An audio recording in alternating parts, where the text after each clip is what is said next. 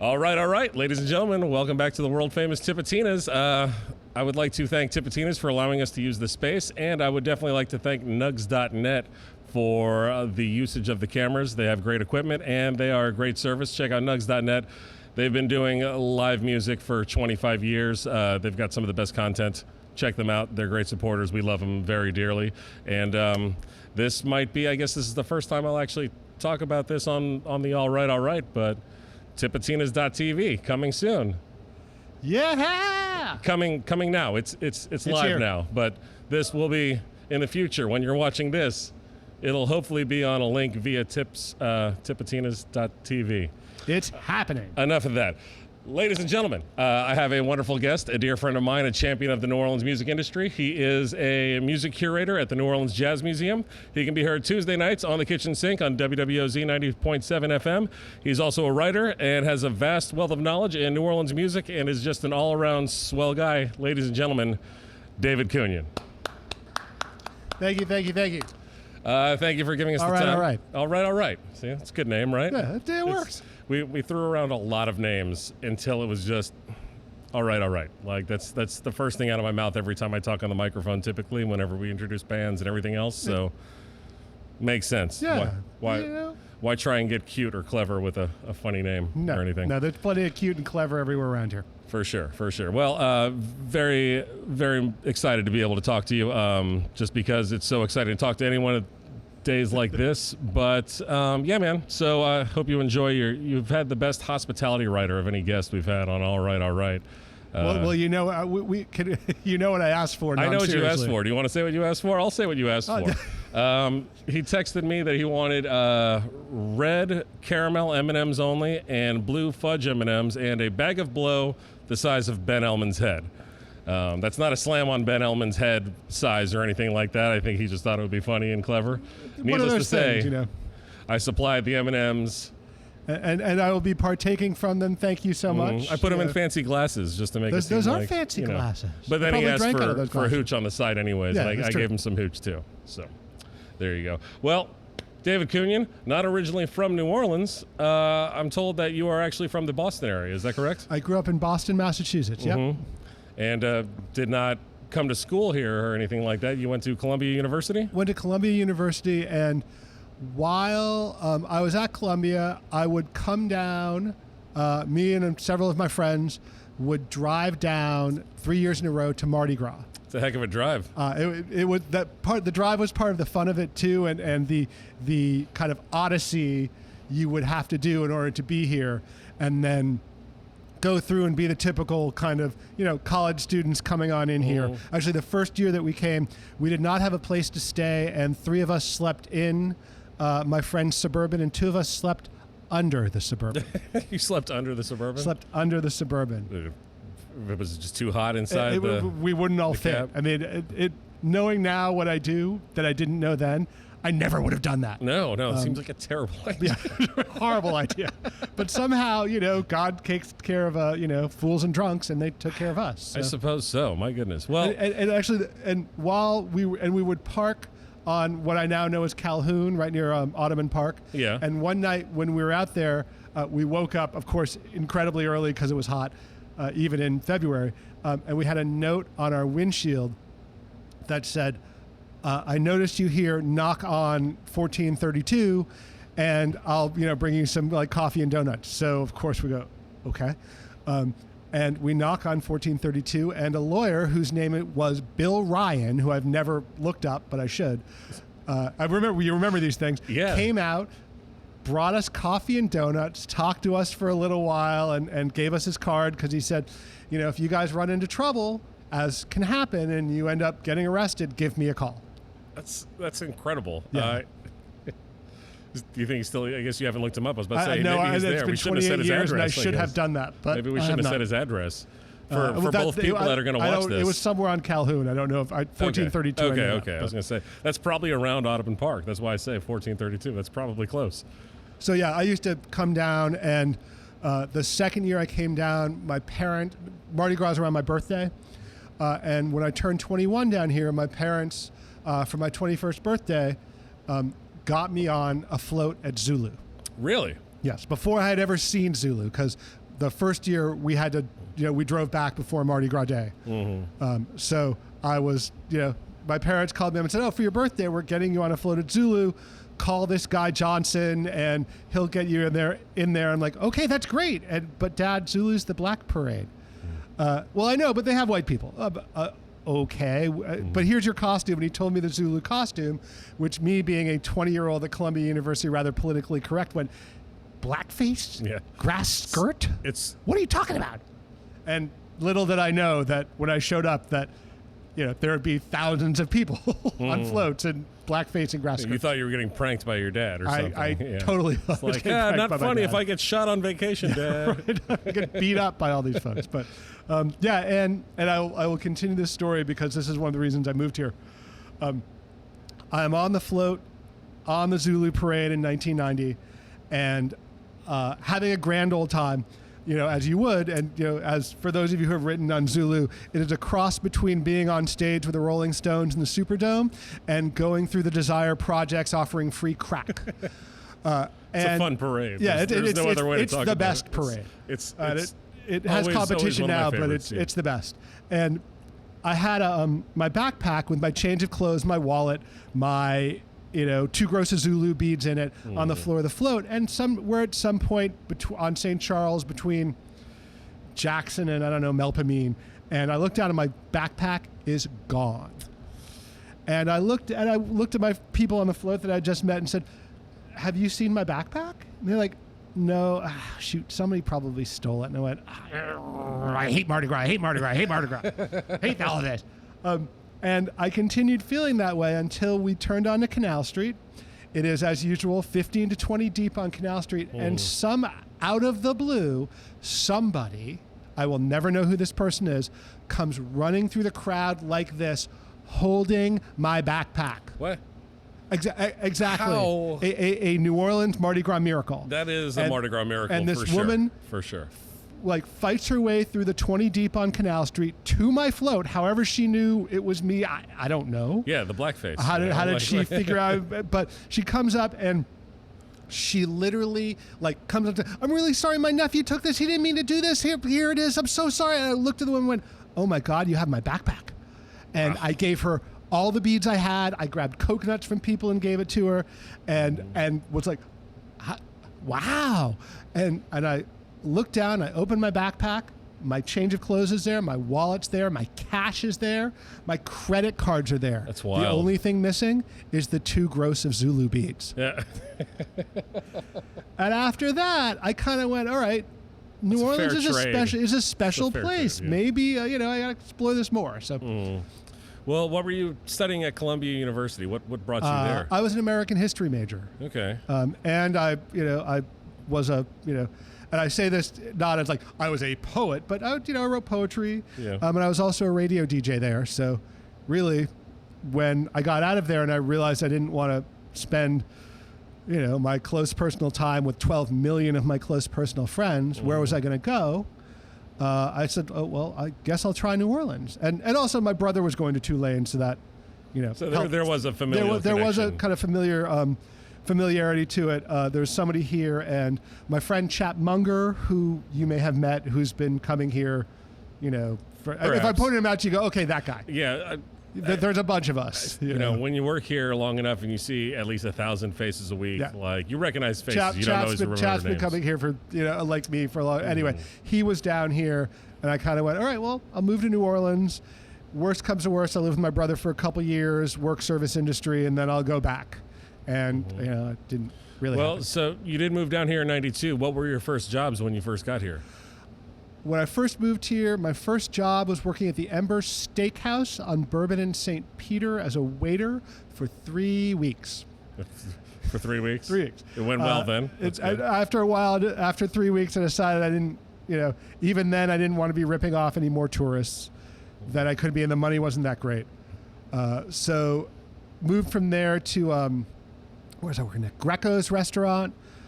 Which was the restaurant on St. Philip and Decatur, or St. Philip and North Peters, kind of where the French Market Office building is, Nosy is now. And that was the day shift where I was averaging about $27 a shift. So that back then even wasn't cutting it. Yeah. And then there was DiPiazza's, which was a great place, which was kind of catty corner from Deja Vu on Dauphine and Cantai. And that was great because there was a small spot and locals and knowledgeable tourists. And there were 4 of us on the waitstaff, 3 cooks and stuff like that. But Anthony DiPiazza, as many chefs do who ran this place, definitely had a gambling habit, probably had a cocaine habit. And though lots of folks like that have that, his went out of control. And they were tearing up Dauphine Street also at that point. So people weren't really coming in. And then one night we all walk in and, he hadn't paid the electric bill. So we turned on the lights and lights did not turn on. That's so rough. we're all like, okay, next. So how many of these different jobs did you have before you ended up picking up your gig at OZ? You started OZ not long after you moved here, 93, right? I walked into OZ about 2 weeks after I moved here to volunteer. And then I helped, put records together and the fund drives I was and an stuff. intern there. I was intern of the month back in 2003. Yeah. Oh, wow. I'm impressed. You didn't know that, did you? But I can see it. that No you're one doing- remembers it. Don't worry, it's okay. Fred still remembers me. I think I don't know that I don't know that Maurice remembers me. Sherwood might remember me. I've seen him, Yeah. A couple times since. Oh, I mean, they all come through. So Yeah, but they were. I saw the 3 of them every day. They were there every day back in 2003. I was so. Side note on one of your cohorts from WWOZ, I was actually there the day the infamous day of DJ Davis's firing / walking outing. oh my God, I whatever remember you hearing call that on the air. Mm-hmm. That was hilarious. I thought it was funny. I didn't realize that everyone was mad. I was Well, like, it was- this is hilarious. Listen to him. I mean, as they say, I love OZ, but it was, they would kick off Ernie Cato these days because of the way he went about his stuff. So, anyway, I walked in 92, and then about 6 months later, they were only doing, when I walked in, they were only doing 21 hours a day, and they got the permit or whatever they needed to do 24 hours a day. Okay. So they needed someone to fill in from the 2 a.m. to 5 a.m. set. And I said, oh, I'll do that.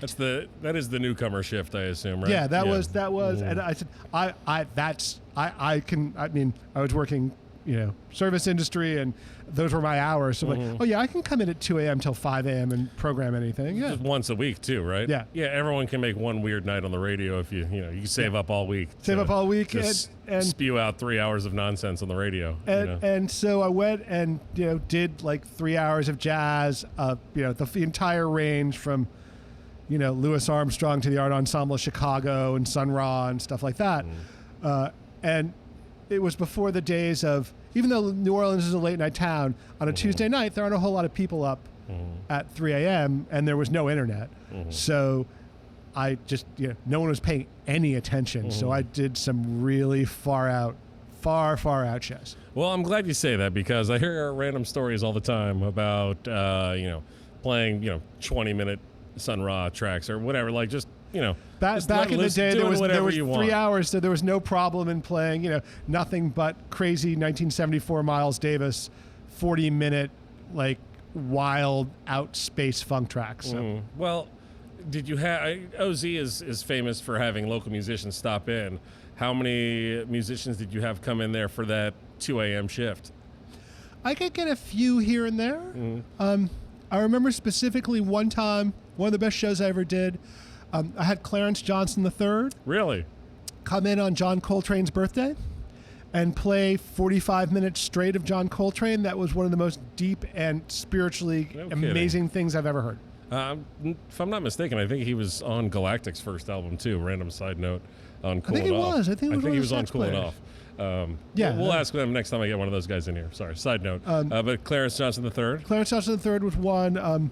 I remember another night, Roger Manning, who was a fantastic, he wasn't jazz, but kind of, anti-folk rock and roll solo guitar player. He came on a couple times.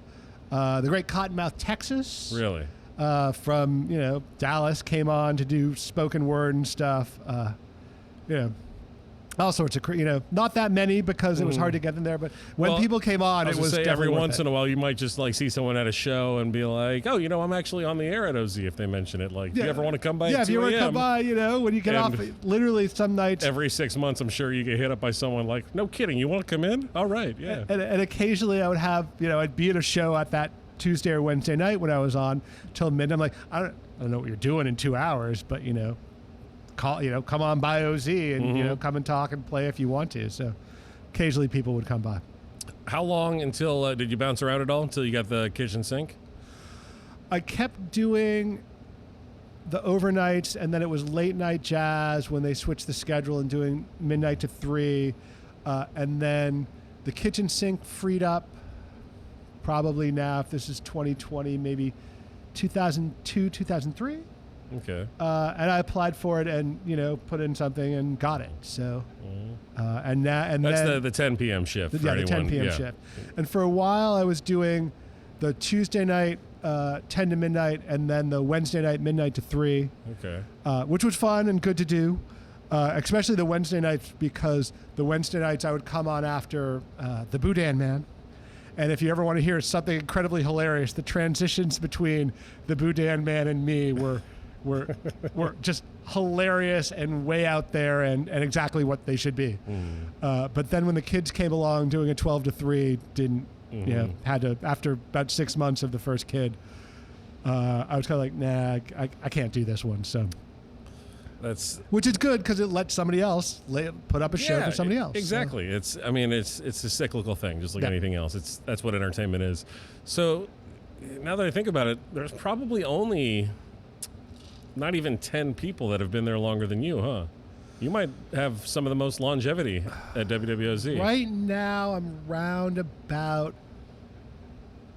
9, 10, 11, somewhere in there.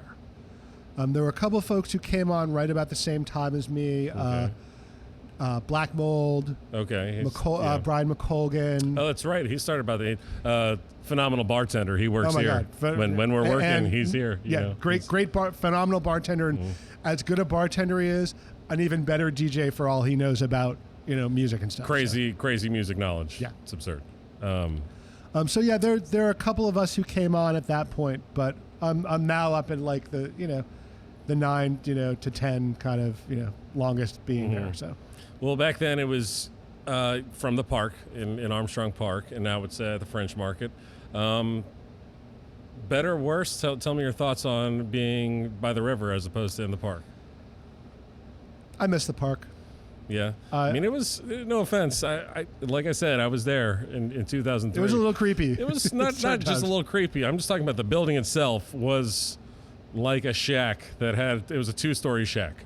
Yeah, a 2-story, 4-room shack. In terms of all the things that help you make a radio station better, in terms of everyone having more room, more storage space, more convenient for parking, more, the French Market's better for that. Administrative space also, because they had that office across the street from the park that they were in. In terms of the vibe and stuff, nothing beats the park. I mean, literally where OZ was on the corner of St. Claude and Dumaine, where, as we all know, Professor Longhair says you will see the Zulu Queen on St. Claude and Dumaine in the first version of that. No, it's and you were in Treme and the hallowed grounds in Congo Square. Like Cosimo's studio was across the street from there. Like it's kind of an epicenter of modern music's history for sure. And it was for things are different now, but there were a lot more musicians back then living within a block or two of the station, so they would come by. Yeah. I remember this is a funny story of when I first started volunteering there.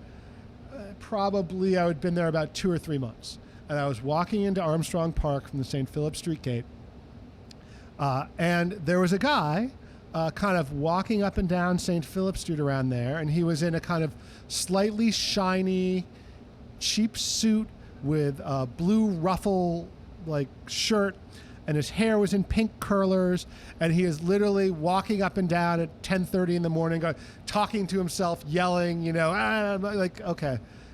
I had only been in New Orleans a few months, but I had seen enough of this to realize this was not an uncommon occurrence.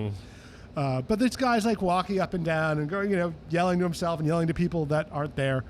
And I walk in to OZ and I walk upstairs and I run into Virginia Prescott, the operations manager. We're talking for a second. I said, did you see that guy out there? He was like walking up and down, drunk, talking to himself. And she looks at me straight in the eye and goes, you know who that is? And I went, no. And is it Cato? it was Cato. All right. It was Ernie Cato. All right. And she said, that's The Ernie curlers Cato. was what made me think of that, yeah.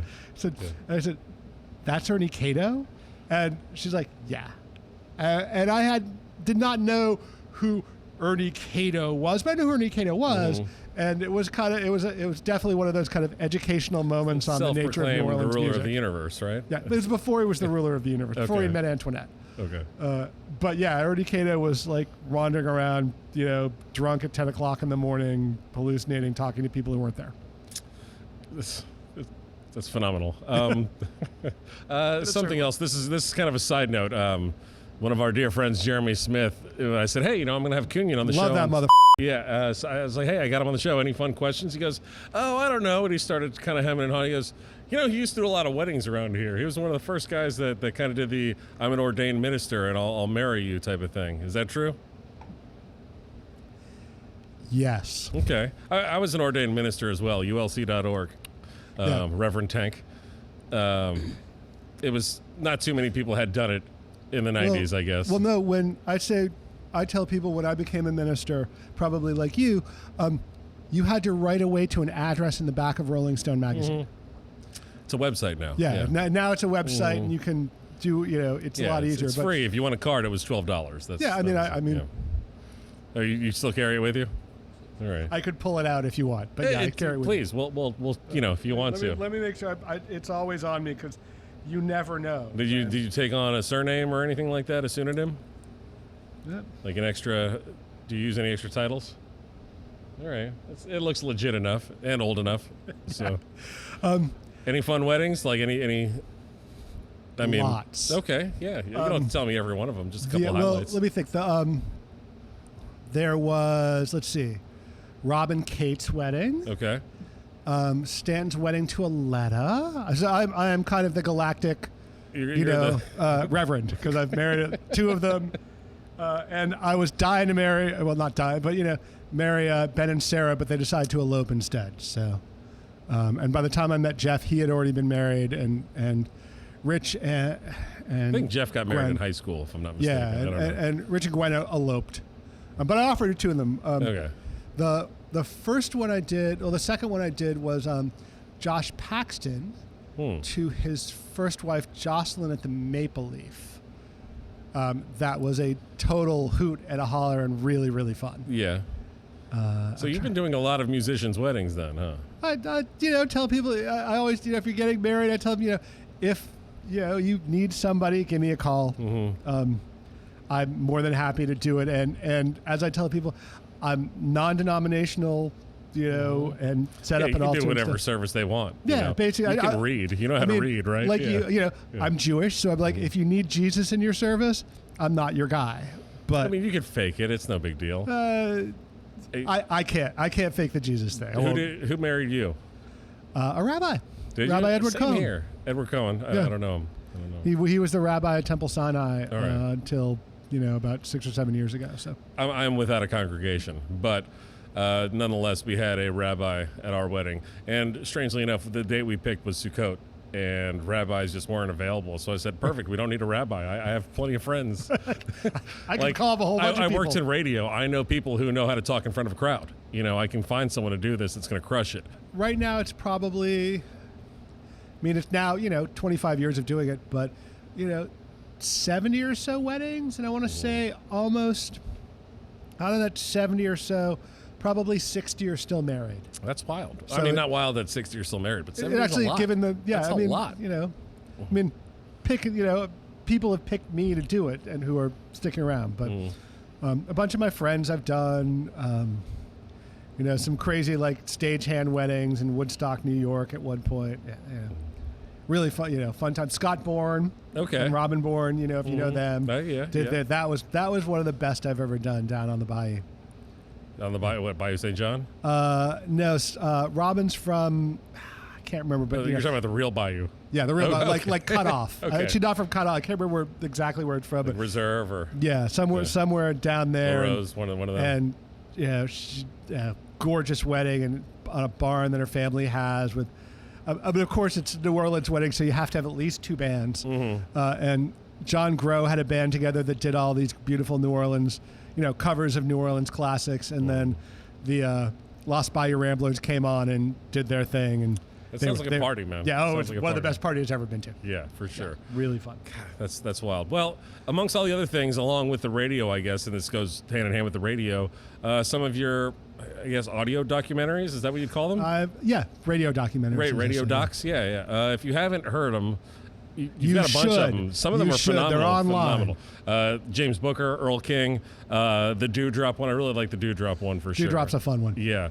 James Black, times. Guitar Slim. Yeah. Chris Kenner, Everett Maddox. Done at least a dozen of these. Don't forget right? about Mike Ward. Michael Ward. I'm sorry. I didn't write them all down just because I only like to do a one sheet. So I just kind of like the first 4 that are on the list of something. I'll just do that.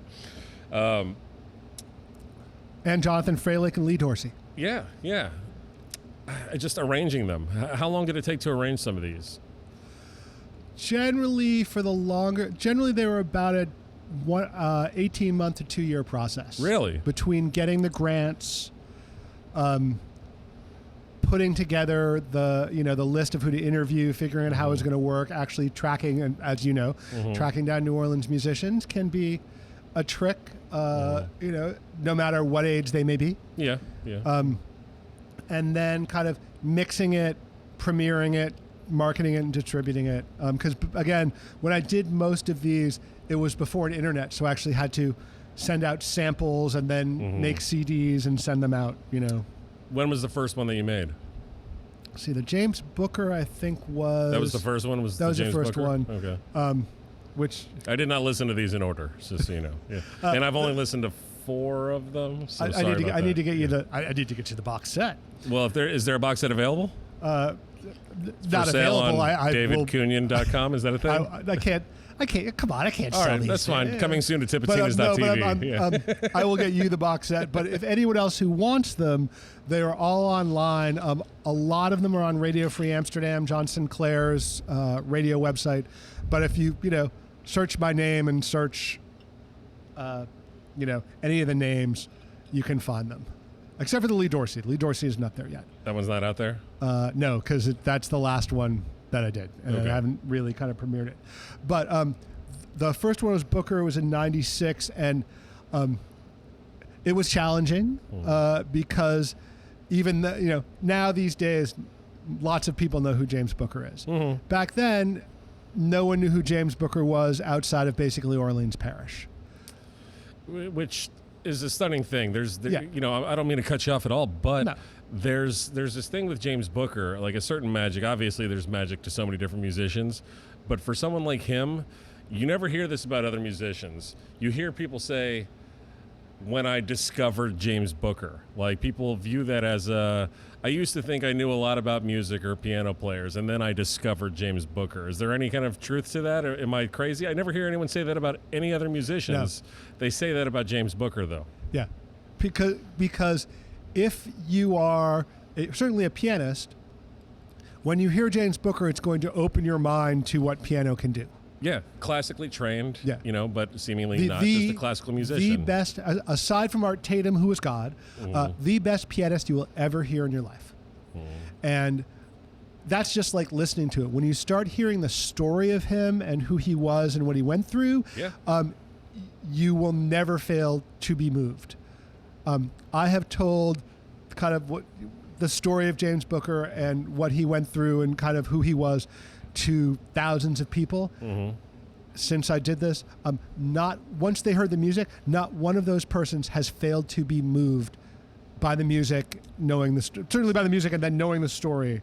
And the stage wasn't right here when he played here. It was right over there. Here, he played when the piano was at the back of the room. He'd come and play at Tipitina's. James Booker, and one of the when I did this, Booker had only been Booker had been dead for about 10 to 15 years. So died in like 83. He is that right? died in 83. 84, 83. Yeah. So there were still lots of people around who saw him, who remembered him, and it was hard to get some people to talk about him because they were really protective of him, and that showed something about who he was, even though, in certain ways he was a complete up. And I didn't know the guy, but that aspect of him. But there was still something incredibly charismatic and lovable about the guy, despite the fact that he might owe you money. He would never, he might not show up to where he was, and when he did, who knows what state he would be in. So, yeah, James Booker is knowing who he was and listening to his music as much as I have has changed my life and made me understand things about the human condition that I would not have known otherwise. Well, and like I said, the discovery, if you're into music and you think you know something, you listen, or you think you know what good piano music sounds like, and then you hear him play piano, it's like a total paradigm shift in your mind. So yes, absolutely, find the James Booker doc by David Kunian for sure. There's a title to it. It's not. It's not James Carroll Booker III: The Life, Music, and Mystique of the Bayou Maharaja. And the Bayou Maharaja movie was also phenomenal as well. That was a good one. That came out probably 6 or 7 years ago. I would tell you that watching both of them together, and Lily's movie, the Bayou Maharaja movie, is fantastic. Very good. Listening to mine and then watching that will give you an incredible picture of who he was, and also an incredible picture of what New Orleans was like in an interesting period of the 60s, 70s, early 80s. For sure. Phenomenal. And I almost just kind of want to talk to you about all of them. But the Earl King one, and whatever. The Earl King one's fantastic too, because you hear Earl King telling stories, and Earl King was one of the best storytellers ever. You have him on, he's not one of the few, but like one of those where it's like, I want to talk about Earl King. Luckily, I have Earl King right here, ladies and gentlemen. Like one of those types of things. And he was telling phenomenal stories. And there's at least something that's good with reaching out to some of those classic artists when you're doing these documentaries, is that they're kind of building upon each other. Like you hear in the Earl King documentary, you're going to hear him talk about the Dewdrop Inn. And in the Dewdrop Inn documentary, you're going to hear from Earl King again, almost another angle. The reason I did the Dewdrop Inn documentary after doing the Booker and Earl King documentary is that if you talk to a certain generation of New Orleans musician for 10 minutes, eventually they will mention the Dewdrop Inn. Because something happened there, they played there, they met somebody there. And that's when I kind of went, oh, maybe I should do one on the Dewdrop Inn. And you crushed it as well. And for anyone who doesn't know what the Dewdrop Inn was, long gone before I moved to town for sure. But it was a music venue. It was a restaurant, had a barber shop, and was a hotel. They had a barber shop. And there was a soul food joint in there too. Yeah, exactly. I said restaurant. Yeah, you said restaurant. That's true. Yeah, sorry. I will tell you a quick story about the Dewdrop because the best Tell interview. a long story. Don't worry. These guys ain't going anywhere. Right. Yeah. It's the best interview. It's one of the 2 best interviews I've done in my life. Somehow, in doing the Dewdrop Inn, a friend of mine was road managing Terrence Blanchard. Okay. Terrence Blanchard did a couple gigs with the Ray Charles Orchestra. This friend met the guy who was the Ray's live sound man, mentioned that I was doing this thing on the Dewdrop Inn, and the guy said, "Oh, that sounds interesting. Ray might like to talk about that. Tell him to give me a call." So I give this guy a call. Ray Charles is on the Dewdrop Inn. Yeah, this is how so I give this guy a call, and this guy said, "Okay, send me, I think there was email at that point. So email me something about what this is all about, and I'll start running it up the, ladder of trying to get to Ray." And it took a couple months, and this guy then, a couple months later called me and said, Ray said, sure. I mentioned it to him. He said, sure. So you'll be getting a call from somebody, relatively soon. And I don't know, 2 weeks go by, I've kind of forgotten about it, and the guy calls and said, hey, I'm this guy, you want to interview Ray Charles? He interviews Friday at 2:00. And it was Monday maybe. And I said, okay, I'm coming. So I, get on the phone, I booked my flight to Los Angeles where Ray Charles was, and go, show up, find my way to Ray Charles's RPM Studios, which I think I don't know LA at all, but people tell me it was in Watts, which didn't mean anything to me. So I show up at this place with my, recorder and stuff, and I'm in Ray's, recording room with a bunch of other folks, because I guess the way Ray ran it was that he would do all of his interviews like one day a week. So everyone would show up and he'd do an interview at 1, do one at 2, do one at 3. I was the second person to go, and how much time did you have? Sorry to cut you off. He said I had about 15 minutes. All right, that's that. Which isn't bad. Not Not a lot, but if it's Not Ray a lot, Charles, but you Ray take Charles. 15 Like, seconds. what am I going to say? No. Yeah, if it was just, hey, I'm Ray Charles. Yeah. David Kunian is a swell guy. Yeah, thank you. Exactly. I'm going back to New Orleans. Whatever you want, Ray. Mr. Charles. And so I'm in there. I'm talking to the other folks who are doing interviews, and you can hear Ray coming in before you see him, because you can hear him talking to somebody, and you can hear him, and he's not yelling, but talking loudly, and he is cussing a blue streak. It's, this and mother this and bullshit this. I mean, he's an R&B musician. This is the way some of these guys talk. And the minute he comes in, and he's Ray Charles, not being led by anybody. He's walking because it's his place. He knows what it is. He shows up in the door. He stops, and he, stops. And the first person who's about to, interview him for something says, "Oh, Mr. Charles, this person, come on over here." And they do a video interview for some award he's getting that he can't be there. And Ray Charles goes from going, "That motherfucker," to being the Ray Charles we know, "Oh, I did it all for the children," kind of thing. It's an amazing thing to witness. I mean, he's total professional. And then, that guy goes, "Now I'm up next." And I set up my microphones really quick, and I say, "Mr. Charles, I'm David Kunian. I'm, want to talk to you about the, you do drop in." And Mr. Ray's like, "Yeah, whatever you want to talk, that's fine." I said, "Okay, Mr. Charles, what do you remember about the Do Drop In?" He says, "I remember the Do Drop In because I was there, and they treated me well when I was a scuffling musician, and they were great. And Frank Pena had a great place, and they had a great restaurant down there, and they had great food." And I said, because Frank Pena ran the Do Drop In, his brother Paul ran the restaurant and made the red beans. I said, "Oh yeah, Paul Pena, it's red beans." And Ray Charles, he doesn't look at me because he can't see, but he looks at me and goes, "Paul Pena, it's red beans. Oh my God, those are the best red beans ever had. Oh my God, those red beans were so good. I'll never forget them. It belongs to my God, those kept me going." And I'm looking at Ray Charles going, Ray Charles is blowing my microphones. And he's just going, "Oh my God, those red beans were so good. Oh my God." And he finally stops and goes, "Those were, great red beans." He says, "Oh my God, the Drew Drop was so great." And suddenly Ray Charles is my friend. That's wild. And we talk for 25 minutes about this. And by the end, Ray Charles says to me, "Whatever happened to the Do Drop In?" I said, "Well, Frank's grandson owns it now, and it's kind of dilapidated, and they're trying to get it done." He said, "Oh man, that's too bad. If they ever do a fundraiser, if they ever need anything, you should call me. Please call me." And I'm thinking, did Ray Charles just say to me, "Call me"? Yeah, sounds like you did. I went, "Sure, Mr. Charles, I'll call you." And then it kind of ended, and he said thank you, and took a picture and walked off. And going, "Oh, wow." That's phenomenal. Yeah, it was. I figured that in doing interviews with people, as you who are a person who are doing interviews now, something about food really, because the taste thing hits you in your brain in a more basic level than lots of other things. And so when you talk to people about food, sometimes it'll bring them out in a certain way. Food is something all people enjoy. So that is the something we all most have in common common. ground, like, all over a pot of red beans. Like there's something about that. There's certain community. And everyone else said Paul Pena red beans were the best, by the way. Well, I've actually heard that as well. I don't remember whose story, but I heard that's a similar story, not from Ray Charles, obviously. I have a food question. I was going to save it to the end, unless you want to do it now.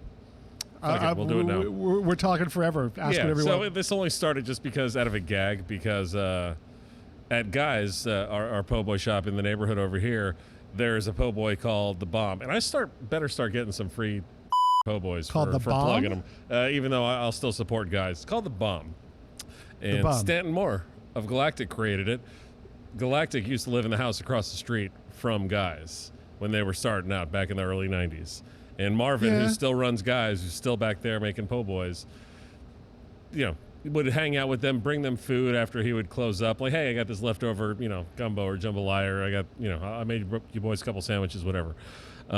Created the bomb. It's grilled catfish, grilled shrimp, cheddar, Swiss, dressed, But yeah, grilled seafood with cheese. And that's lunch tomorrow, dude. It's pretty good. Most people, when you hear seafood and cheese, you say, no, I'm not eating seafood with cheese on it. But it's a pretty damn good. You eat everything po' boy. else with cheese on it. It's a little salty, but obviously it's going to be salty. It's seafood and Swiss and cheddar and whatever else in there. Well, my actual question was, Stanton created the bomb. What is the Kunian? What is your sandwich? Oh my God, what would be my sandwich? If you could create your po' boy that you will have on a menu. And I haven't talked with Marvin at Guys about this, but we're going to start making a real collection out of these and give you some new specials, Marvin. One day I'll reveal what mine is. But as for now, we're asking all the guests what their po' boy is. Off the top of my head, it would be fried oysters, grilled shrimp. I like the fried and grilled. That's good. You got the fried and grilled. That's a good combo. And because of Dom Alisi, her best po' boy has the roast beef gravy on it. Some type of roast beef gravy, dressed no mayo. Okay. No mayo, no pickles. No mayo, no pickles, but dressed otherwise? No other condiment? I guess the debris is good enough. Yeah. Right? Yeah. Because the best po' boy, my favorite po' boy just about in town is the Dom Alisi's fried oysters with the roast beef gravy. I don't mean to hate on Dom Alisi's because it's 4 blocks from Guys or something like that. But Guys has just kind of been my go-to. Nothing against Dom Alisi's, fine neighborhood establishment, been there a long time. Hey, it's all personal preference, But for some reason, I have a personal feeling, connection, whatever it is. Guys is killer too. For a lot of years, yeah. They've always been good to us. So eat Guys po' boys.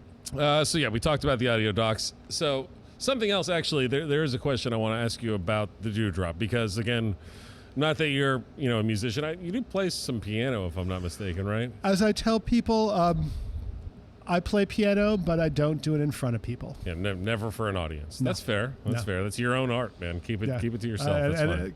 Mainly because I'm not that good. Well, even still, if you enjoy it, just keep enjoying it. Yeah, that's why I do it. Don't let people like me tell you whether or not you're good enough to do that. Don't take criticism from people. I'm not. Keep your art to yourself.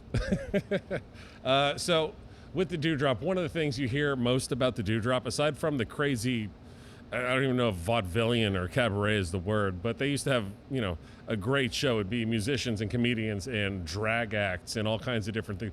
I've heard that there was like glass chewers and things like that. Yeah. So they would do it's never run-of-the-mill entertainment. It was always something kind of interesting and out there, but late at night when musicians would get off their gigs, that's where they would go hang out late because it would be a 24-hour joint. Like they would be selling drinks all night long. So they get out of work midnight, 1, 2 in the morning. You head over and just hang out at the Dewdrop and catch the late set, and then it would be a jam session on the stage. Everyone, like local musicians who got off their gigs or traveling musicians would be there, and playing until, the sun rose kind of thing. They would probably get a room upstairs or whatever, but people would meet there. And I guess my question is, since there's a lot of jam bands now, and the jam band popularity didn't become a real thing nationwide necessarily until I guess like the Grateful Dead specifically, and they didn't call it a jam band back then either. So a lot of people credit them with being the first jam band. But since the Dewdrop days in the 40s or 30s or 40s, whatever, they've been jamming and very, informally been having jam bands for decades and decades. Do you think that type of tradition is basically a New Orleans original that kind of spurned off to the rest of the country and the rest of music? Am I being too self-centered for New Orleans in saying that? Okay. I think there were other spots. There certainly were other places where places went all night in major metropolitan areas. But could they have had a scene like New Orleans had back then? Yeah. Chicago. I know specifically in the early jazz days, Chicago had that kind of a scene. Okay. Louis Armstrong and other folks who, we have records of talking about that. From And New the whole Orleans, the whole but that's bebop okay. scene. Yeah, that's okay. And modern jazz scene started up in Harlem, in New York, with Charlie Parker and Dizzy Gillespie and all those guys getting off their gigs with theater pit orchestras or whatever dance bands or touring bands, catching a cab, heading on up to Harlem, and sitting in whatever clubs they were in, playing this incredibly fast, complicated music, having a grand old time till 6 a.m. kind of thing. Well, maybe I'm not speaking so much for jazz jams and jazz music. Maybe just for modern R&B for modern music. Stuff. Like where basically before there was funk and there was Yeah, guys okay, that okay. create. Well, maybe For rock maybe and just roll, because and I prefer no, funk to for rock jazz. and roll and stuff. But all that feeds into that because the R&B guys were also jazz guys. Exactly, but they were they would be Yeah. they could play jazz, they could play for a theater, in the pit with an orchestra for a show or something like that. But I think there were guys who became R&B legends like Art Neville that were playing music, or funk legends that were playing classic R&B long before funk was even a thing. I think there have always been after-hours clubs wherever in all metropolitan areas Okay. and stuff. What I will say is, as far as I can tell, very few places have had it be a simple part of the culture. Okay, well maybe that's what I'm. And be not kind. I mean, in New York or in Chicago, when these things might have been going on, it was illegal in certain ways. They had to close down by a certain point and stuff like that. Yeah. Not here. Mm-hmm. People, you can go all night wherever you can go, and it's one of the great. Even though you and I are old now and can't quite do that. You're older than me, no offense, but yeah. Yes, I am. But the fact that one of the things I really like about this town is that even though I'm not getting out there at 5 a.m. to see where at Butler's or downtown or wherever people are doing it, I'm really glad people are still playing someplace, hopefully at 4 a.m. Rocking out or It's doing not what at they're doing. Butler's, that's for sure. No, but that's Bacchanal or BJ's or downtown. I don't know. I'm not out there, so used to be, but not Butler's anymore. is somebody's house now. Can you believe that? Someone lives there. I don't even remember what we were talking about before. I think it was the Dewdrop and jam bands. Oh, I was going to tell you that. I was going to tell you another good. Yeah, interview story. Man, I almost blew that. Speaking of the Dewdrop, twice I interviewed Dr. John, and the second time I did it was about the Dewdrop and whatever else I could get out of him, and of course he said I had talked to his management and his people, and they said he was living on Long Island, and fly up, he'll do it this day. Yeah, he was in New York for quite a while. Yeah. And I fly up, find my, take the train out to Long Island. I luckily have a friend, one of my oldest friends staying out there. And, I go to, stay with her for a night, wake up the next morning, call Dr. John, and his wife picks up the phone and goes, he's not here. I go, he's not here? He's fishing. Like, okay. What are you supposed to say? Yeah. So I said, well, okay.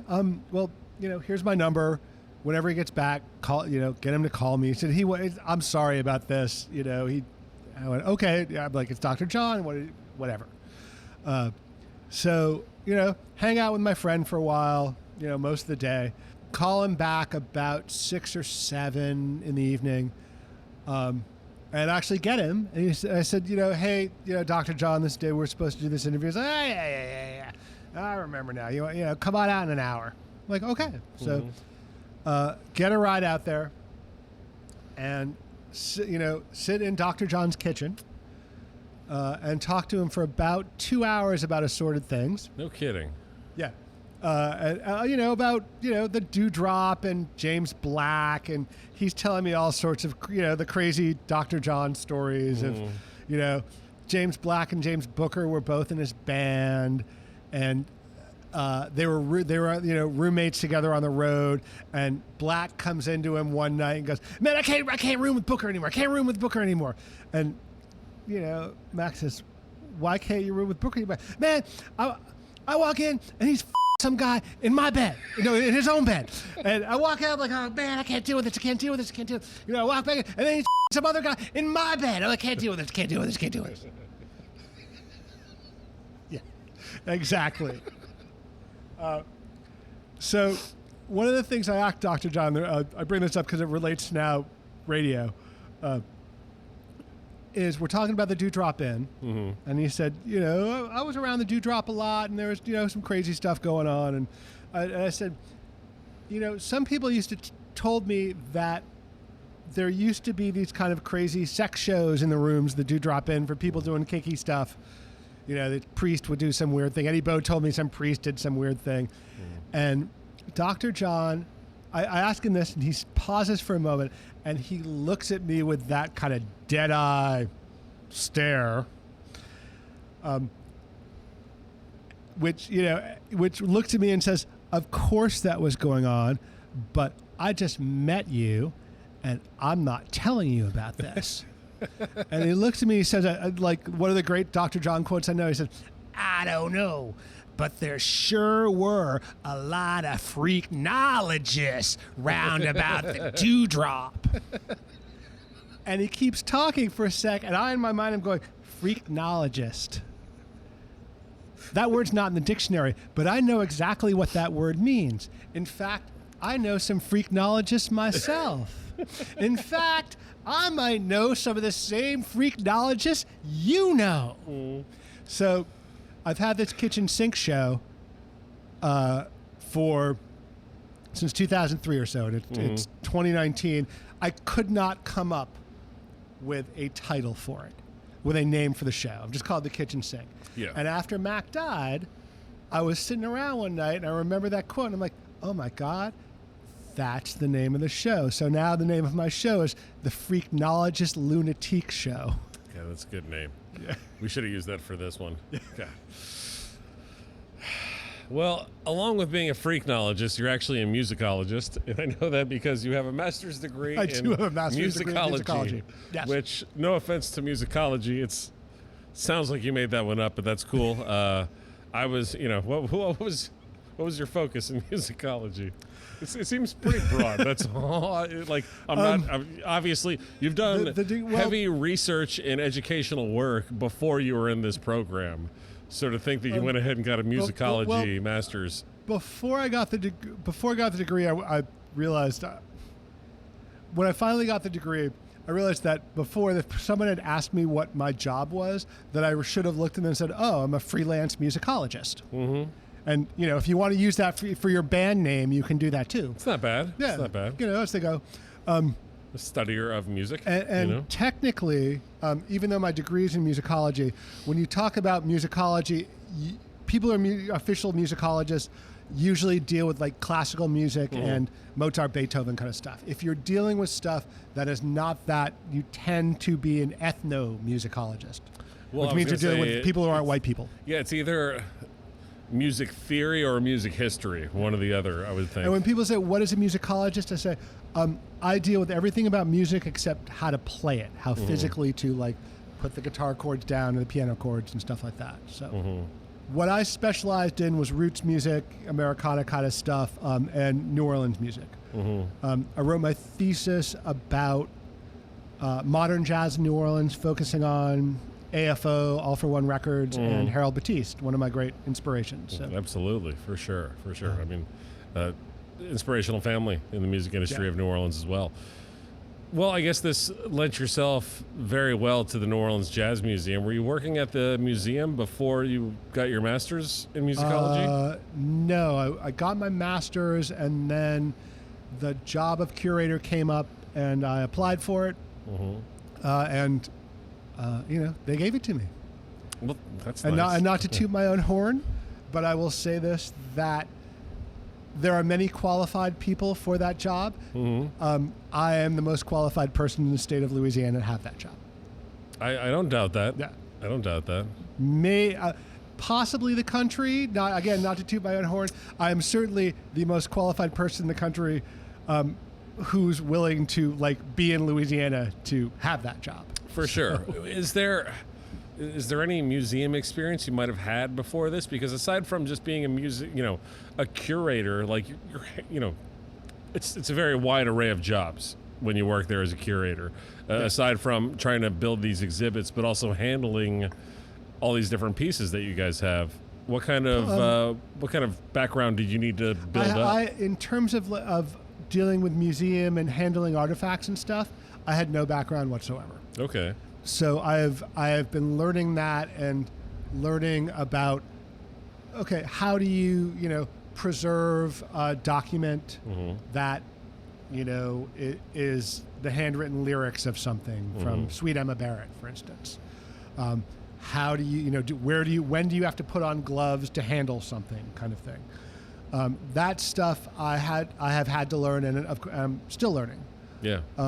Putting together the exhibits, putting together documentaries and other kinds of productions that I've done, that helped a lot in terms of those skills and that way of thinking easily translates to putting things in a room so that people can get an experience out of it. To understand who Professor Longhair is, for instance, because we have a Professor Longhair exhibit currently up there until December 17th. Please come by. So, well, absolutely. As an example. We'll talk about the exhibits for sure. So I guess aside from all of that, learning all of this, it helps to have a passion and love for the material as well. So that definitely comes in handy. You mentioned the Professor Longhair exhibit. What else you guys have? You have, well, first of all, you have the best profile picture of anyone at the New Orleans Jazz Museum. Go on the website when you get a chance at, what's the Jazz Museum's website? That's your line, NOLAJazzMuseum.org. Okay. And go to About Us or one of those links. Yeah, go to the contact or personnel or something. A couple of dozen different employees that all have great jobs. I am wearing clothing. But you're the only one, not the only one with sunglasses, I don't think. I checked it yesterday just to be sure. But you're definitely the only one wearing a leather jacket and sunglasses and giving like a real pose. There's the idea. Nick will put that in here now. I mean, Nick will add that. Yeah. There is a kind of stereotype of a museum curator being someone who is in a tweed jacket Stuffy. with the arm, the elbow patches kind of thing, and a bow tie. And I try to kind of destroy with every fabric of my being that idea. You're the musical Indiana Jones. Well, New Orleans Jazz Museum. I'll tell you another story that actually happened right up there. Tell me all the there. stories, man. We haven't even talked about Tipitina's stuff yet. All right. Back in the day, probably late 90s, when Piano Night was here. Was here, yes. And Piano Night was definitely my night to kind of, it was like an OZ sponsored it. So as you know, all the DJs would show up, and it was the Monday night between Jazz Fest weekends. And, it was my night to really cut loose because I'd been working Jazz Fest. I had nothing to do on Tuesday. So, I'd have a couple drinks and, carry on. And actually, as Walter Wolfman Washington says, act all unnecessary. And it was right the year after the Booker documentary come out. And we're all running around and having a great time. And there was a pianist, an 18-year-old pianist named Will Sargison from New Zealand, who was on the gig. And he had heard my documentary somehow and was looking for me, but hadn't found me. But he runs into Josh Paxton, who, he's talking to and stuff. And he says to him, I'm really looking for David Kunian. Have you seen him? I really wanted to talk, say thank you for the Booker documentary. And Josh says, he's around someplace. I don't know. He's, running around stuff. And Will says, yeah, because I picture him being kind of like a professor kind of type, with a tie on and stuff and a jacket and monocle, with glasses, monocle, and yeah. brandy glass and stuffy. And Josh, literally, as Will is telling this to him, he's looking over Will's shoulder, and I think I'm on that bar, and I literally am lying on the bar with one of the bartenders doing an upside down tequila shot in my do mouth. not do that anymore here. No, it's a new century. Things like that are not done here. Back then, rules were different. Anyway, so Josh looks over his shoulder and sees me in my typical fashion back in those days, and says, "Oh, that's him right there." And Sargent looks over and goes. So yeah. Anyway, more stories. That's of my good. sordid history in this fine establishment. Good. All right, well, we'll get that back to the museum. Tell me about the first time you remember coming into Tipitina's. Was it before you lived here? Did you come here for those Mardi Gras shows at all? When you were coming down as a drunk college kid driving down? I do not think I came here before I lived here. But I want to say I within 2 weeks of moving here, I had gotten a job with a catering company. Mm-hmm. I was working next to a guy named Mike Cheney, who is one of my best friends. And as we're talking bartending and stuff, he's saying, "Oh, I work the door at Tipitina's. Come on by." Mm-hmm. And I probably came by the next night, and he let me in and stuff. And I cannot remember who was playing, but I want to say it was one of the kind of early '90s college Southern bands. The name Jupiter Coyote jumps out. I'm not familiar with that. Or shoot, but I don't think it was anybody local, but it was another. It was kind of like fraternity Southern band that made the Southern frat circuit. And I do remember. It was the first show I actually remember. Well, any big memories? Pre-AC days when it was still the Sweatbox. What is one of your more distinct memories from those days? Obviously, it would be mid to early '90s. The mid '90s, as I said, the Mardi Gras and Jazz Fest of all of those crazy shows. But I do remember several meter shows in June or July. Okay. Pre-AC. Would have been the Funky Meters, assumingly. Well, it was Leo and Russell, as well as Art and George, obviously. Okay. But they called themselves the Meters before they were the Funky Meters. Okay. All right. It was everybody but Zig, in the early '90s, and then they called themselves the Meters, and the Funky Meters came after that. But I do remember several meter shows in the summer, packed, fans going.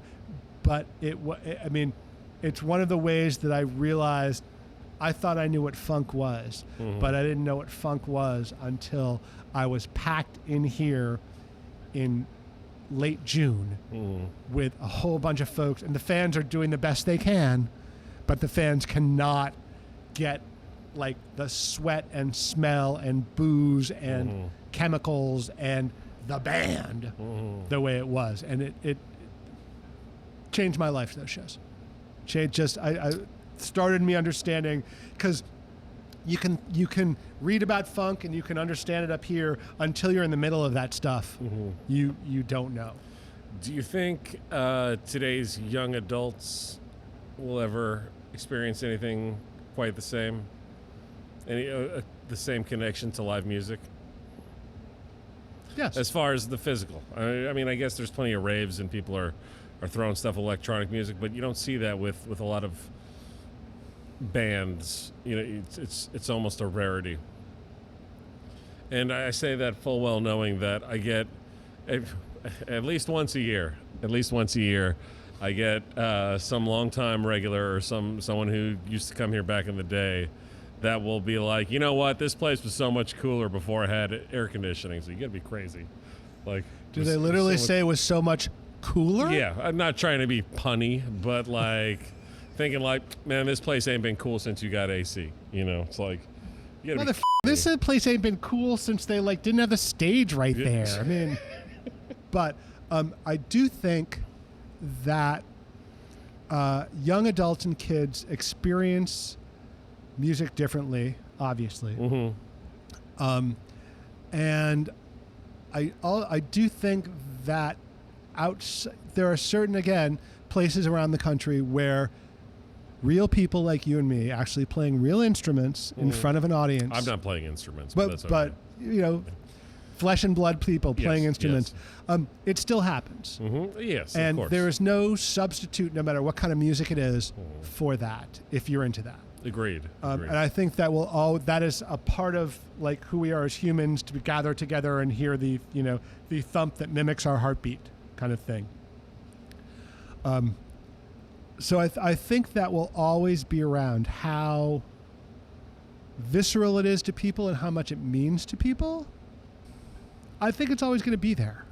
Well, you know what? I think there's always going to be some semblance of it, and not to rant too much and sound like a back in my day type of rant or anything like that. But we've had younger crowds that pack in here, and it's a sold out show, and they're hot and they're sweaty and they're all over each other, and the AC just can't keep up with how much heat is coming off the crowd. That'll happen forever. That'll always happen. Here's the difference. There's always going to be at least 15 to 20% of them looking at their phones the whole goddamn time. That's the difference. Yeah. People used to have a real connection to music. Now they consume it also while they're doing this with their phone. They're not at the show. They're at the show to take a picture of themselves hanging out at the show. They're not there to really enjoy it. They just need to show their friends online that they went to a thing and they wore their cute outfit or their badass jacket or whatever. Or we're cool because we're seeing this kind of thing. Exactly. Yeah. I'm one of those folks like Dave Chappelle that like check your phone at the door.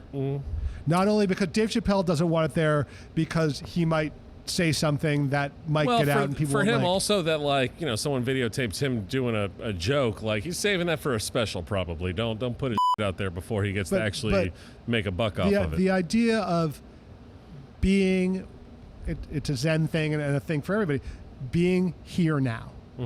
And being conscious of that and being in that spot and not meta that and being aware of like, oh, I'm here, but being caught up in it. The older generation... Phones are doing a bad thing for that. Older generations are obviously not as much, but like you come see a show that is packed, it's sold out. It's sold out the first day. It's all super fans that bought tickets for this show that as soon as they heard there was this band playing in their town, they bought a ticket. They didn't care where it was or for how much. Super fans. And out of the 800 tickets we sold, I'll bet you there's always at least 100 plus of them just looking at their phones. Like, couldn't care less what's happening around them. Walking up the stairs, looking at their phones while they're walking up the stair. Like, and stop recording shows on your phone. No one wants to see that crappy video. The audio sucks, the video sucks. Please don't. Yeah, the audio sucks, the video sucks. Yeah. Go to nugs.net and watch their videos because the audio and video are awesome. Also, for most... That's not a joke either. For most of the stuff that you want to see, someone with some chops and equipment is recording it. If you ever want to see it again, you can find it. And if you can't find it, that's okay too, because some of this shit is meant to be ephemeral and go off into the ether. Let's talk about the Louisiana State Museum, the New Orleans Jazz Museum. Is it the Louisiana State Museum? And the New Orleans Jazz Museum is a part of the New Orleans Jazz Museum is a museum within the Louisiana State Museum system. Okay. Yeah, give me the history of the New Orleans Jazz Museum at the Mint. Yeah. The Jazz Museum, the first jazz museums were run, before it was a part of the State Museum, were run by the New Orleans Jazz Club. It was in several places. It was on Dumaine Street between Burgundy and Rampart for a while. Okay. It was in the Royal Sonesta Hotel for a while. Really? It was on Conti Street. And then in 1978, the New Orleans Jazz Club, who had amassed all of these incredible, photographs and instruments and things like that, it was too much for them kind of to handle. They were jazz fans. They did a good job of putting it out and having a museum, but they were not museum people. Okay. So it was too much for them, so they donated it to the entire collection to the State Museum, which is the largest collection ever donated, largest donation ever to the State Museum.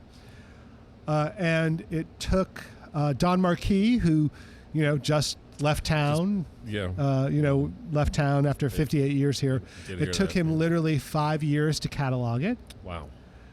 Because there was that much. And while he was cataloging it, it was in the Pontalba, I think, in several apartments, because the State Museum owns that. All right. And then it took him a couple more years to put together an exhibit that was in the Mint of the history of New Orleans jazz kind of thing. Mm-hmm. That was it was a good exhibit. It didn't age particularly well. Pretty basic. Yeah, basic. Here was like the history. Here were the instruments. Here was photos and a couple videos and stuff like that. Yeah, I remember going in there about 2000, probably 2003. Yeah. Not that I was underwhelmed, but like it was like, hey, this is a great building. You can do so much with this building. You guys should do more with this building. Yeah, and obviously, funds are always a problem. It was a good exhibit. It was not Yeah. particularly dynamic or engaging, other than what it was for that time period. Yeah. And then it was up until 2005. Katrina comes along, rips the roof off the Mint. So as they're repairing it, they take everything out of the Mint and put it in storage. And at that point, the music curator quit or left. I'm not sure exactly the circumstances, but he, and they didn't have a music curator for a while. And then round about 2015, they started thinking, well, we should put a jazz exhibit back together, and needed to hire somebody and put out a call and request for resumes kind of thing. And I applied, and lo and behold, somebody gave me the job. That is it's phenomenal. It's It's a a great lot of building. fun. I mean, it's so much more interactive, at least having a good performance space and having in-depth exhibits. Before they got hired, they got a grant and they revamped the performance space, which is one of the best performance spaces in town, present company excluded. And they redid some of the stuff and then brought me in, and I've been putting together exhibits, since then on everything from, Pete Fountain, women in New Orleans jazz.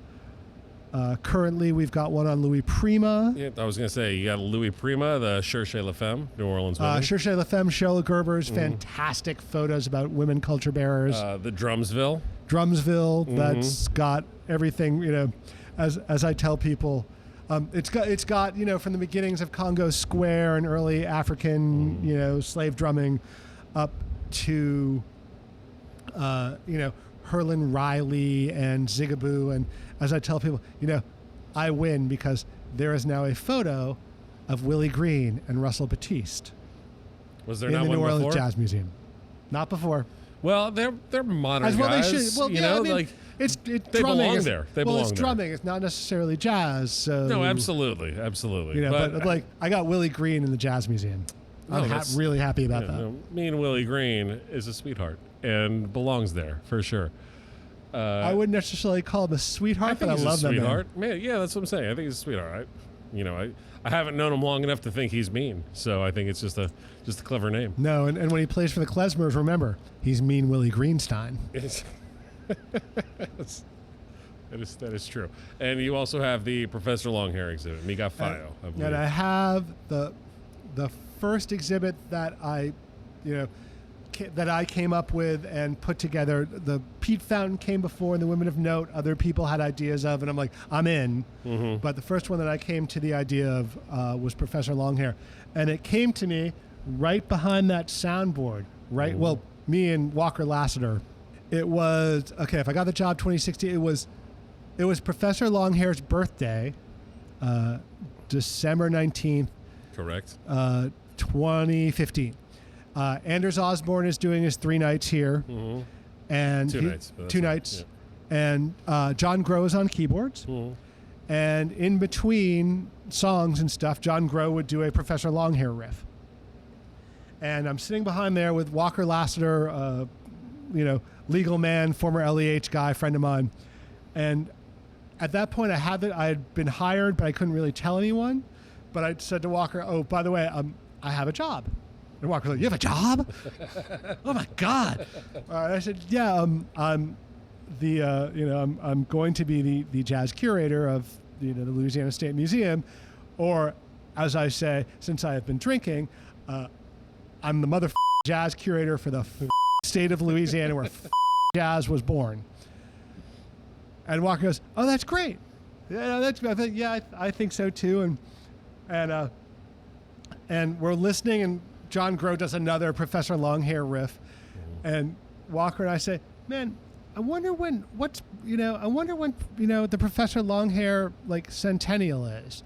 I don't know. Well, let's figure it out. And no, this is a thing. This is the funny thing about it, is immediately we go to our phones to look, not thinking. I've been looking up at that banner. I think we might be looking at the answer right now. The dates since the previous century, and we look, and when we look up and go, hey, okay, so it's 2018, and I look at Walker as I say these kinds of things and say, it's never too late to start planning for the Professor Longhair centennial.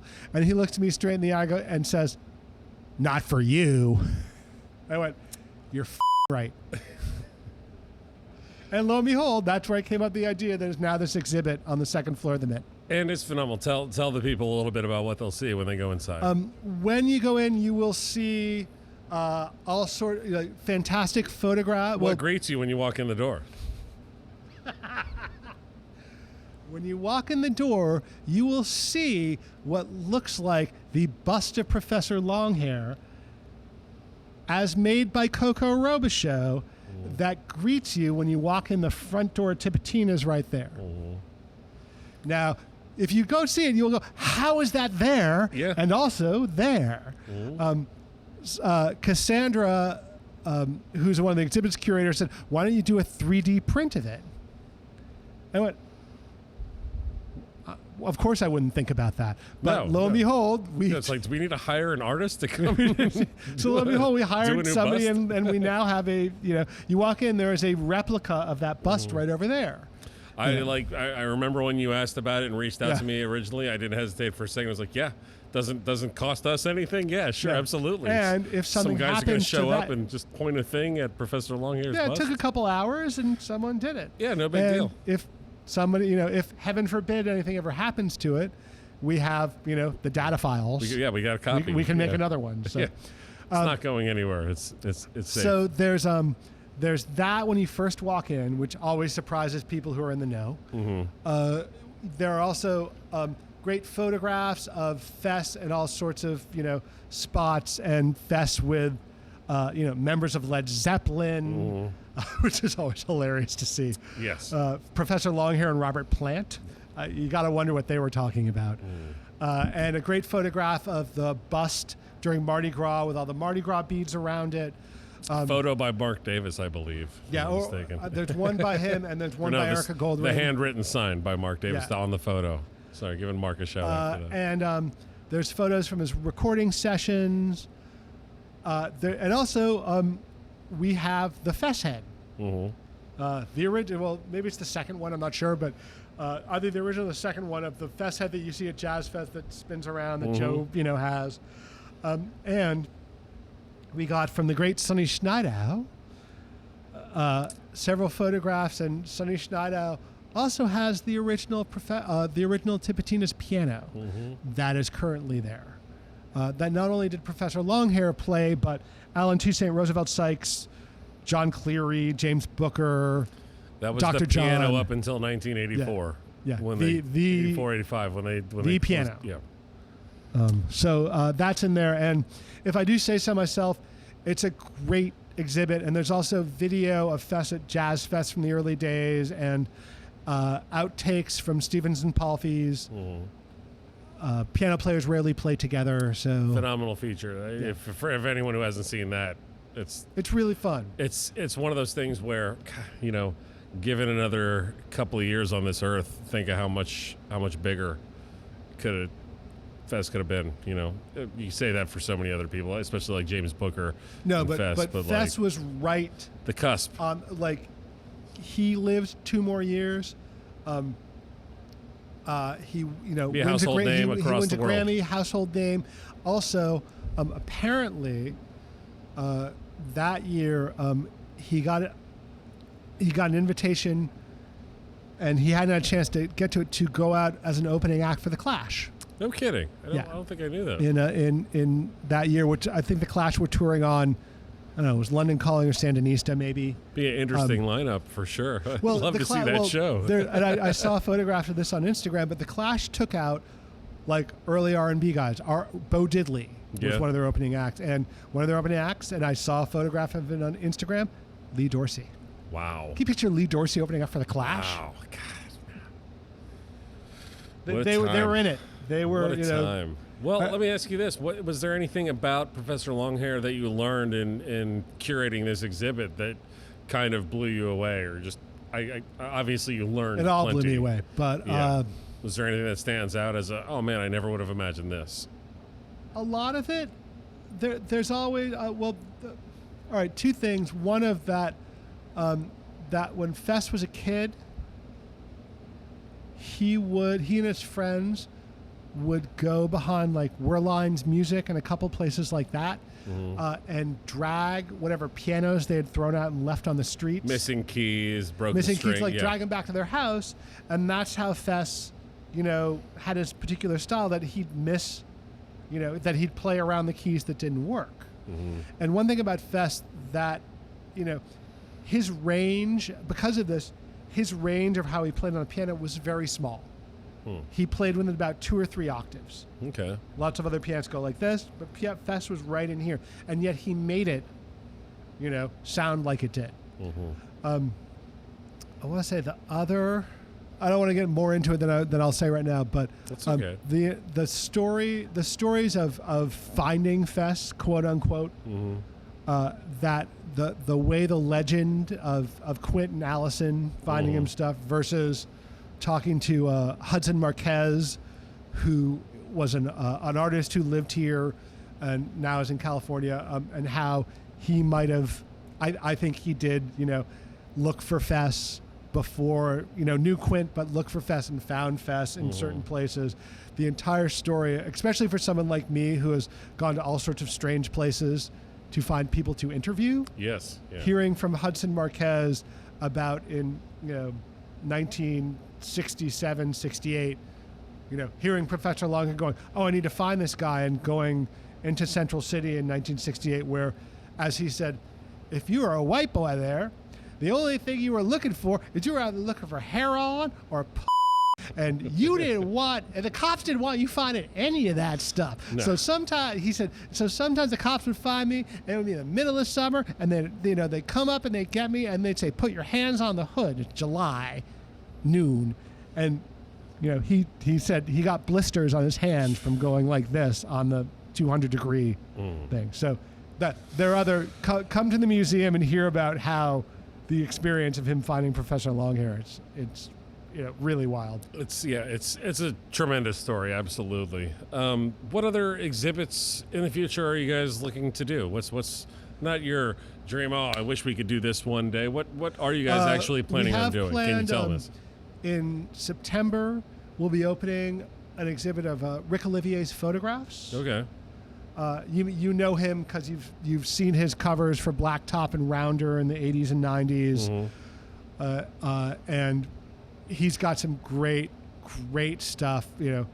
Some great Earl King photos. He's the guy who took the photo, and we have it, of Art Neville in the Star Trek uniform. Going, I'm sorry. This is Fishbone. This is this is Live Long and Prosper. This is Live Long and Prosper. Yeah. With the Enterprise around him. So that's going on in September. In January, in December, Professor Longhair closes, and we switch it up, and we'll be doing an exhibit of Michaelopoulos music paintings. Interesting. Yeah. Which should be really fun. I'm not like, obviously he's a very well-known artist from New Orleans. I don't picture his musical paintings. The buildings, the houses, things like that. I guess are more common. He did the Dr. John Jazz Fest poster, for instance. Okay. You've seen his music stuff, and I've seen a bunch of it, and some of it's really great, and it's people we know, and also kind of street scenes. So that goes up in January of 2021. We currently have the Emily Rees and her dad Noel Rockmore up, which everyone should come see to see all the, Emily's kind of things of current musicians and Noel Rockmore's kind of Preservation Hall guys that you've seen. If you've been to Pres Hall, you know what this stuff looks like. Yes, but to see them in person is really amazing. how many tens of thousands, if not hundreds of thousands, of artifacts have you guys collected that exist in the mint today? In the music collection, Yeah. well, in the music collection, Just there's instruments probably, you're talking? Instruments, contracts, photographs, sheet music, stuff like that, ranging from the beginnings of jazz to today. We probably have about 60 to 70,000 pieces. Wow. And it ranges from phenomenal. Old sheet music to Louis Armstrong's first cornet to old photographs and photographs of like Michael. We have 70 Michael P. Smith photographs in there, kind of thing, and more is coming in all the time. Today, as a matter of fact, I took a rare Saturday and went into work, and what did I get to do? I got to go through Art Neville's, at least what was in his house before, right after it got sold, Art Neville's 45 collection. No kidding. Yeah. What kind of gems did you find? Anything out of sorts? Anything out of sorts? Nothing out of Not sorts. like a Dr. Demento record No, from no, 1979. there was no or something. Carpenter's records. But there's a couple Slim Harpo 45s, a Jimmy McCracklin 45, All right. Otis Rush, Larry Williams, a couple tapes. There were a bunch of tapes that were there, and when I pulled them out in 2017, they had been there since probably the storm. So I have no idea whether these things, will play or whatever. But, the typical, like, oh my God, there's a Neville's bootleg from 77 kind of thing that, makes me go, oh my God, what are you doing? Finding that old stuff is always fun. And not to toot our own horn, like, stay tuned to tipatinas.tv. I know Tantan the Man has been digitizing a lot of things that we recently got in. That's what I want to nothing hear. crazy old, but like a couple of videos that are like, oh man, I can't believe there's this video even from the 90s. Like seemingly the 90s, getting good video from the 90s. It's pretty decent quality even for a VHS, I've been enlisted by the powers that be to start looking around for what's around. And I'm looking. No, for sure. There's sometimes it's like taking a walk through history. I was talking with Andre Bourne here, and after his father passed away, Spencer Bourne, he had all kinds of tapes. He had a ton of board recordings that were just tapes from when he was doing his Monday night residency here, and like kind of the gem is the Spencer Bourne with Aaron Neville and Cyril Neville. Kind of like, and he had multiple copies, so even Spencer knew this was something special, And they probably literally walked in the door. It's exactly had a couple what happened. drinks. And like, they did not let's rehearse anything. Like, let's go sing. It was a Monday. They were free. They were after a gig. They were whatever. They were just coming to hang out. Oh man, I got that Cyril. A couple of years ago, when Cyril was singing with Galactic. Yeah. And it was Marty, Lindy Grand Night, Galactic show, Cyril singing. I was not here because I, had to wake up the next morning, whatever. But I run into Cyril by Big Chief Monk's place. After we'd all come back and stuff, talking to Cyril for a second, and it may be like 3:00 in the afternoon. I knew he'd been like playing with Galactic, and I said, yeah, you're up early. He's like. And of course, I'm waiting for Cyril to go, oh man, I ain't up early. And Cyril says, oh no, man, I'm not that up early, man. I remember those days, of playing. But I remember a couple nights, I'd be sitting we'd be playing, but it was the mid '80s or something. We'd be playing, and Jolly's down the street, down at I don't know what the bar was then, but 45 Chop now, and literally, the Spy Boys coming through the back door, coming out the side of the stage, going, come on, we gotta go. We got to sew and stuff. And Cyril said, I literally a couple times I left while the brothers were playing to go start sewing. No kidding. And stay up all night and then keep going all day long. Wow. I'm like, Cyril, did you just tell me that? I didn't, yeah. So, walk off stage to sew. Well, probably 3 in the morning or something. Jolly was their uncle? Is that right? Their uncle, yeah. Yeah. When the big chief calls, you got to come up. Yeah. I can't remember how I heard this. I want to say I was talking to Bo Dallas at one point or somebody.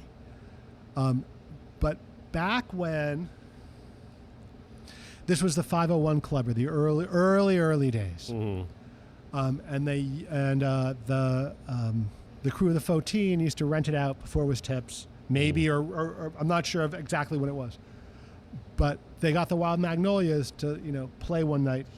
Here the stage was there. The Wild Magnolias used to had to change into their suits in the back room, and in the back room, next to where they were changing, were piles of pornographic magazines. I had heard. Go ahead. For some reason, have you heard this? I've heard that there, for some reason, movies and magazines. I mean, it might have been movies too, but yeah. So they literally like the put old reels of the old reels stag and films, stag film. Yeah. Yeah. So they're changing next to them, getting into the suits, and which leads me to believe that whoever was running the place or new people, this is where they stored their porn that they sold to whomever, which you have to remember it was very in the 70s in Louisiana. Aside from taboo, straight illegal. It was illegal. It was like shooting heroin kind Yeah. of thing. I mean, it was a very serious thing. It's the equivalent of like having piles of China White back there. Yeah, exactly. Yeah, I got kilos of porno mags. Yeah.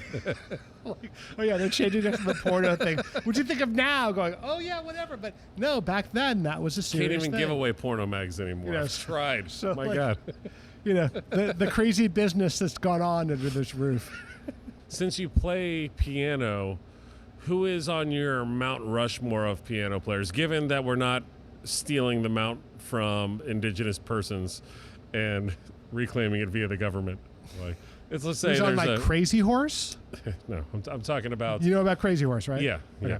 Who's on my Crazy Horse at that? All right. Who's your mountaintop piano players? You Booker. mentioned Booker and Art Tatum, so I assume those two are up McCoy Tyner. there. Okay. You know who he is? No, I don't. I'm going to McCoy pretend like it. Tyner is famous for playing with Coltrane. Okay. Part of the classic quartet, but the 60 years, 50 years past that, was one of the most amazing pianists you'll ever hear. Fess. I don't know. These days I'm listening to Bud Powell. Yeah. Bud Powell right. fan. Jackie Bayard, who no one will know. Rushmore. I'm talking about the biggest. That's the all right. big No, guys. it's a strange question. I Bud know. Powell's on Rushmore.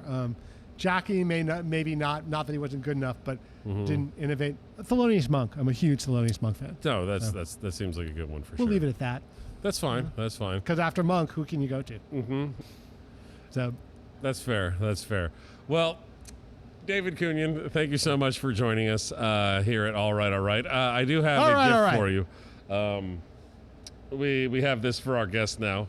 It is a certificate suitable for framing. So I will go ahead and give you this. This is your compensation. Oh, I'm touched. For coming on the program. touched. I appreciate that. A certificate suitable for framing. Everyone could use one of those in their life for sure. Do you like that? Oh my God, I think I'm gonna have to frame it. Well, it's suitable for framing. It's why it's aptly, named. Can I read this for the record? Go ahead. Certificate suitable for framing for participation in the All Right broadcast. All right. All right. Yeah, pronounce it correctly. Come on. We hereby certify that you, David Kunian, spelled right, are officially awesome for being interviewed on this day, August 8th, 2020, for absolutely no monetary compensation whatsoever. Congratulations, and you're welcome. I love the "you're welcome" part. I will hold this to my heart. I mean, it's aptly named. It is a certificate suitable for framing. I hope you take. It's in a folder and everything. It's legit. I'm coming back up here to get it. So, thank you again for joining us, and thank you again to David Kunian for the All Right. Thank you to John Michael Tubbs, who gave us a hand with some lighting and audio help. Tantan the Man upstairs controlling the cameras and such. And Nick Logan, who is our editor, executive producer, creative director. Any other title you want to put on the credits, go ahead and do that right now, Nick. Diabolical mastermind. Yeah, for sure. Social media guru and promotions and all the other things. thank you so much for joining When us. do I Thank get you. to do my interpretive dance? You can do it in a second. Hang on. Let me finish the thank yous. Thank you to Tipitinas for allowing us to use the stage. Thank you to Nugs.net for allowing us to use your equipment and all of the great content that they do provide. And I hope you enjoy everything that you can find on Tipitinas.tv live today. Just to timestamp this. Thank you so much for joining us, and thank you so much to David Kunian. Please go ahead and do your interpretive dance if you like. Is there interpretive dance, or was that just a smart-ass comment? Smart ass comment. All right, You know that's me. fair. No more dancing. Go ahead and fade to black, run the credits, do all the stuff.